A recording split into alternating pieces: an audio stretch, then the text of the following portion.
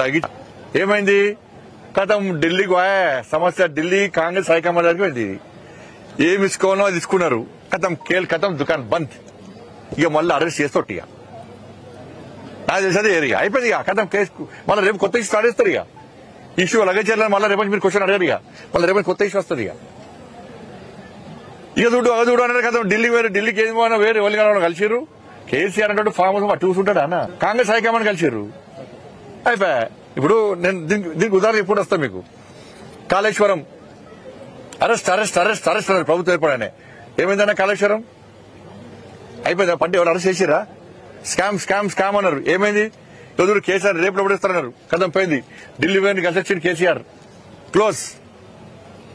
తర్వాత phone tapping అన్నారు సాక్షాత్తు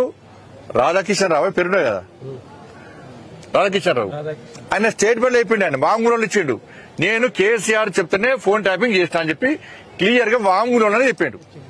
ఇది అఫీషియల్ రికార్డ్ అది మరి అడేటప్పుడు కేసీఆర్ కనీసం నోటీస్ ఇక చూడు రేపే అన్నారు కథం మళ్ళీ అధిష్టానం పోయి కేసీఆర్ ఏం కావాలో ఏం చేయాలో చేసిండు కథం ఫోన్ ట్యాపింగ్ క్లోజ్ నా ఫోన్ ట్యాపింగ్ అనేది సిరిసిల్ల కేంద్రంగా జరిగింది నేను ఇవాళ మీకు చెప్తున్నాను అక్కడ డిఎస్పీఓ సిఐఓ ఆయన అరెస్ట్ చేసి లోపడేసారు మొన్న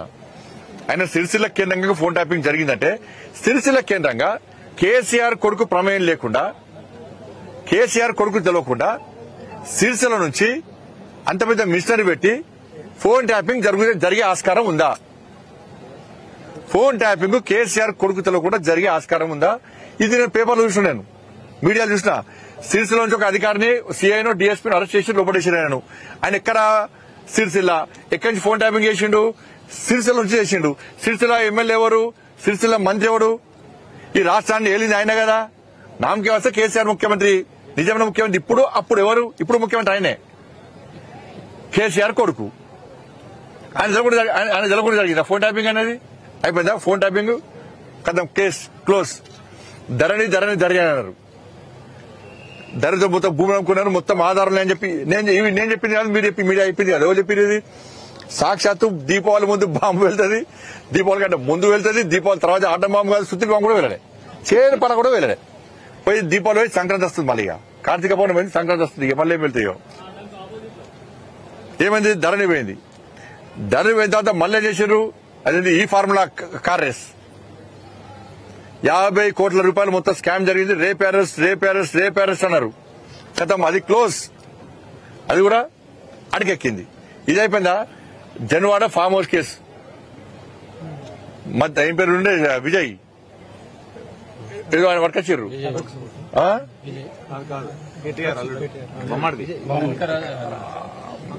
మధ్యరాజు విజయ ఉంది పాకాలం బామర్దే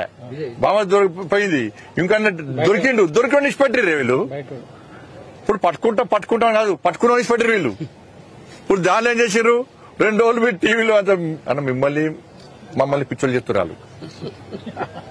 మీరు ఏం తెలియకుండా బ్రేకింగ్ అని మొత్తం ఆటాడిస్తారు పాప కెమెరామెన్లు రిపోర్టర్లు అయితే ఆడ పోయి ఆ ఫామ్ హౌస్ పోయి పోయి ఇంకా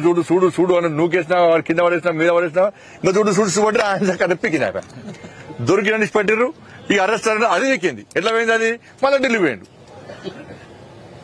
మీకు ఏమర్థమవుతుంది చెప్పండి దీనిలో మీకు ఏమర్థమవుతుంది కాబట్టి వాళ్ళు కలిసి ఈ డ్రామాలు ఆడుతున్నారు